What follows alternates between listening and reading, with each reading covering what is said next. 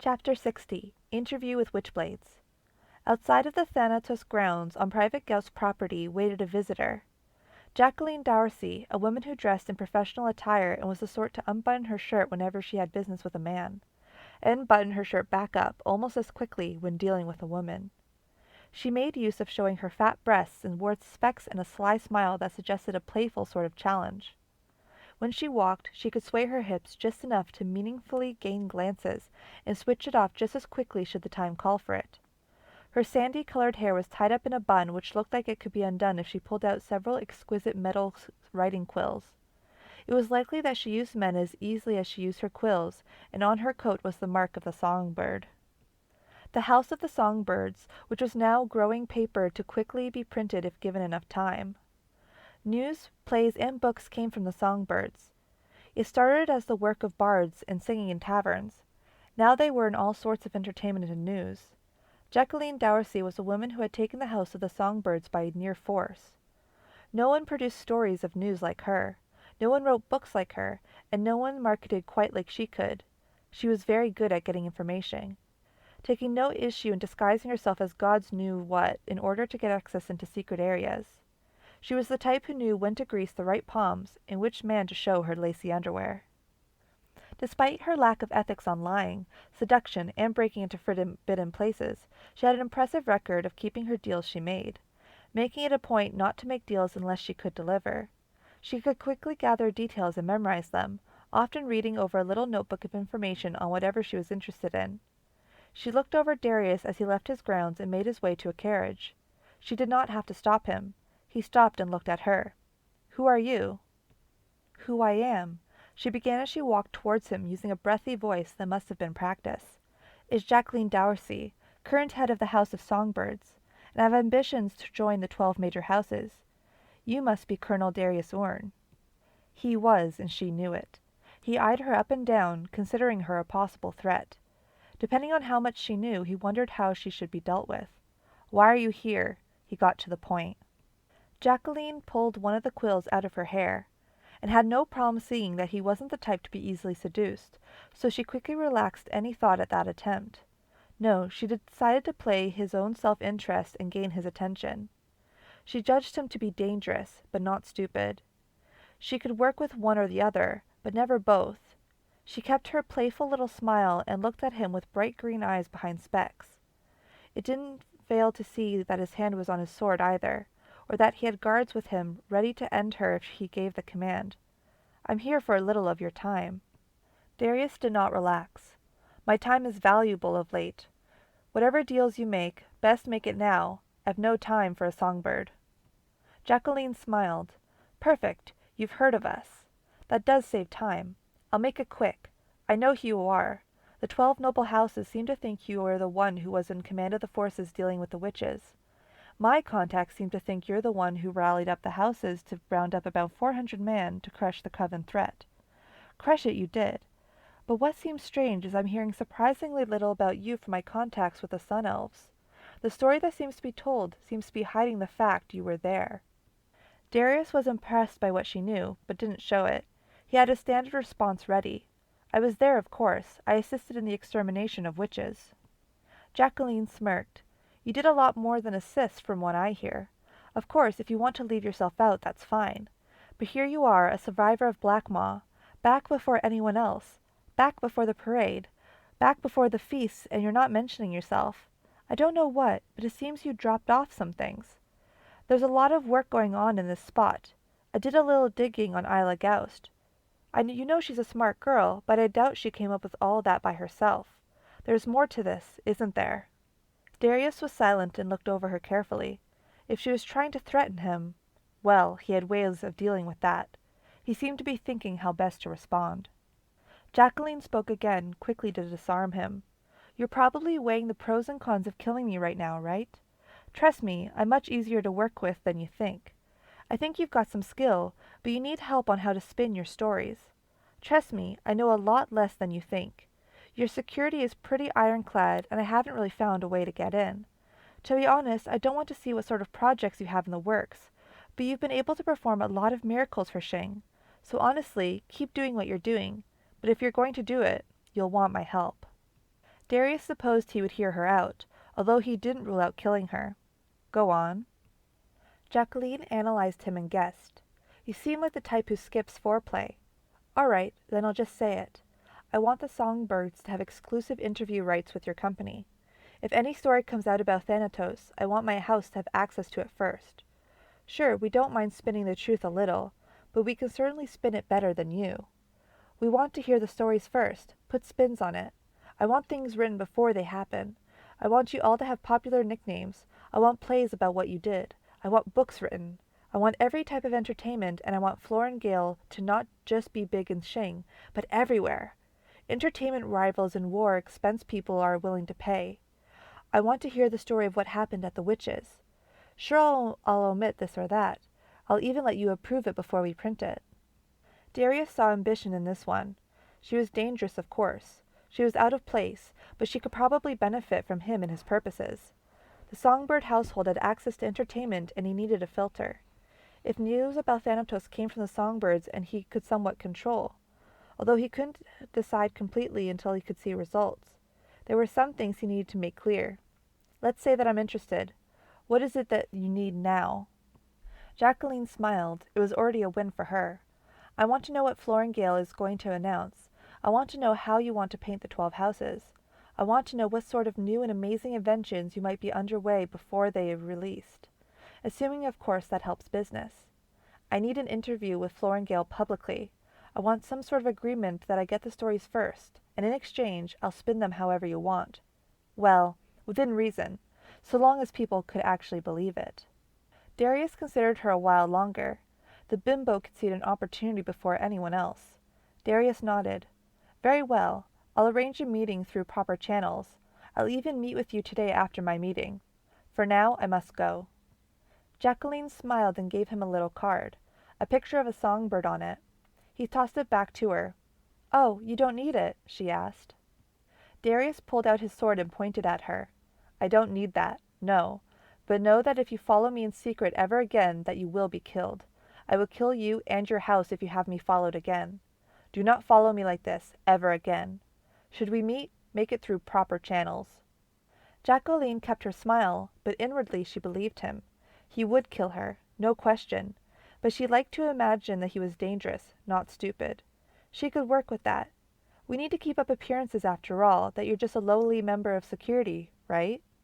Darius didn't answer, stepping into the carriage. This sounds strange, saying this to a woman of your figure and remarkable chest size. You have balls. You shall have what you ask. There aren't enough realistic opportunists these days. He checked what time was allowed and fed her a small portion of the story he would tell. That Augustana was the prime victor of the war. She held the line and killed many witches, making it sound more like a battle than the slaughter it was. Telling stories about the witches' curse and the sacrifice.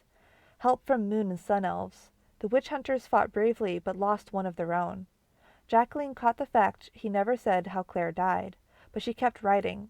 She didn't ask why they attacked so suddenly either. She caught the inconsistency but could work with it. There was a part of the story he left out. They stole carts from the witches instead of trading with them. Jacqueline gave him some advice. I can work up the bulk of the story, but I'll need more later. You have places to be. Augustana needs a flashy name, something catchy and empiric. How about Highblade? Augustana, Highblade of Shing. That'll do. Darius didn't care. I'll leave such matters to you. Before you publish or release anything, make sure we get a chance to see it. That would be easily done. Darius had to go. He had places to be, but as quickly as could be imagined, he made a new ally. But it could just as easily become an enemy. It was one more thing for him to watch. But better to watch one form of news than all of them. This was a decent chance to put words out as he saw fit, to limit inconvenient facts or to focus attention on other things instead. It was a daunting deal that could be made and arranged later, but in a way it saved him time. He was going to have Flor and Gale try over and over again to tell the story. With someone like Jacqueline, he could simply tell the story as needed and see how well she could spin it, instead of hoping Isla could remember all the details while pretending to be Flor and Gale. It is something he could hardly expect her to do, regardless of how skilled she was. She still would have trouble getting all of the facts right. With the Songbirds' support, they could somewhat limit the questions or have better control of the information that leaked. Especially if Songbirds were going to make plays, books, and other things about Thanatos. They needed to be characters in a story, one that would be entertaining, more so than could actually be provided. He needed to keep Alice hidden, even from the songbirds. He needed to keep much hidden. In time, he needed to return to Blackmaw and see what could be done with Haikatai. One story he considered feeding was the idea of artificial limbs. Alice would certainly have a knack for that. At least he could say it was under development and get people excited about it. People in other cities might take interest and move to Xing hoping to get access to the new medical product they released. Of course, he didn't have any artificial limb made yet, but seeing the idea in the media might come in handy. Considering how quickly they came up with things, it would be more profitable if other towns knew about Thanatos as well, although that might come organically with time anyway. It might be better this way. Chapter 61. Xing Victorious. His stop was ready. He was ready to meet with the 12 noble houses. He entered, went through multiple searches, and the usual need to disarm before entering was there. He had a new appreciation for the security now that he had to build secret locations in his under-construction building. Although he had to say that there was a very good chance his security was better by this time. They were old-fashioned, and much like the witches, relied too much on magic. Wards would not help them as much as it needed to. Practical things such as metal doors and lead walls might help them a lot more than magic. Although they had a fair bit of security that he didn't get to see, and he'd be a fool to assume they didn't have more. He entered the room. Once again, all 12 of the noble houses met him. This time there were no reps or aides speaking for them. They were not happy, despite the words that came out first. Congratulations. Darius nodded to them. Your men are currently enjoying a feast. They will be returned to you shortly. The threat of the Coven was eliminated, as well as a major attack force from the Grand Coven. Xing's standing with the elves has also improved. Land has been retaken. Well done, gentlemen. Thanks to your support, this was possible. The nobles made no effort to exchange pleasantries. You broke your word, Colonel Orn. You used our men for purposes not at all for their intended use. These are not just soldiers, these are members of our houses and our friends. Darius knew that, of course. Then allow me to disagree. The purpose was to kill witches, and the time allowed us was 2 weeks. They will be back a little late, but nothing that should upset you. They have returned. Another of the nobles stood up. Don't even try to hide the fact that you took significant gold and valuables for yourself. I suppose you were just going to keep that. Darius cut to the chase. Of course they want to talk about money first. First and foremost, that gold will pay for the funerals and care for those who have fallen. That part is not up to negotiation. Regardless of which house, some of that gold shall go to those who died and their families. Do any of you disagree? Even if they did, there was no point. Darius had the gold, and it wasn't the most offensive way to make use of it. How many dead? Darius spoke honestly. Considering what happened, the death toll was minimal. In total, 7 deaths at the most. Their bodies will be returned for identification. There are also artifacts found in the woods from the old coven. Those are to be distributed. One of the nobles smiled at Darius now, interested in how generous he was being. How do you intend to do that? Darius essentially had a system. The artifacts are to be distributed to the 12 households. The 2 households that provide the most aid will get first choice on 2 artifacts of their choosing. The remaining households can pick 1, in order of the aid they provided. The 2 houses that provided the least aid will most likely receive artifacts of little value or none at all. There's also the matter of recognition by the populace. Those who contributed most will be recognized and noted, of course. The houses who sent the least forces were not pleased. You're very good at making enemies. It goes without saying I am not pleased with this deal. The houses who got the most to gain were definitely pleased. He's also very good at making friends. You should have sent more, although even you benefit from the death of the witches. The most disgruntled houses pointed out, you used our forces for unstated reasons. Because of this unnecessary deaths, those deaths are on you. Darius was having no part in that logic. Are you saying that you want to give me full credit for what resulted? I'm willing to take all blame if I receive all credit for the death of over 200 witches. Is that what you're suggesting? They were not suggesting that, and he knew it. Not to the public, but you must answer for those deaths. How will you bring reparations to those who lost families? Darius kept his arms folded behind him.